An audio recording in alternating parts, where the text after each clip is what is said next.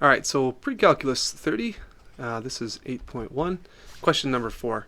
So the definition of a logarithm, is that it is an exponent. Okay, that's the big thing. So what you want to do is you want to look at this and you're saying, okay, I need some kind of exponent here to make sense of this.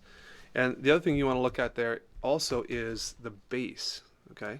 So that base, and this one, just get rid of that. The base in this one is 5. So there's a connection between log statements and exponential statements. And so it's going to be 5 to some exponent equals 125. So you can always rewrite log statements as a base to the unknown power equals this number inside the log. So for A, that's this one. B, you're going to write this one. Because there's no base shown there, that means it's the common logarithm. And so for B, it's going to be 10 to the power of something, and we'll just make that little box, equals 1.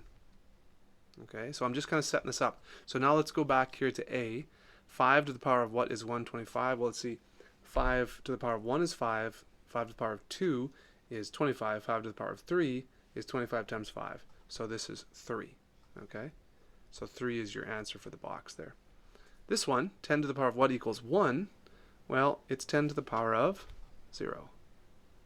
So 0 is your answer for B. These ones get a little more complicated maybe in C, so let's take a look at that. This is, remember, let's take the base first. Always start with the base.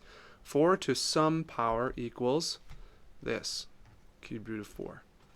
Now, that might not be obvious, but one thing you want to do is write this right side as a power, and then it'll become quite a bit more obvious. So if you have a cubed root, that's the power of 1/3. Okay? And now we're at a great point here where we have basically two identical things, and they have the same base. So guess what? The powers have to be the same, or the exponents have to be the same as well. So now your unknown is just 1/3. So there you go. That's for C.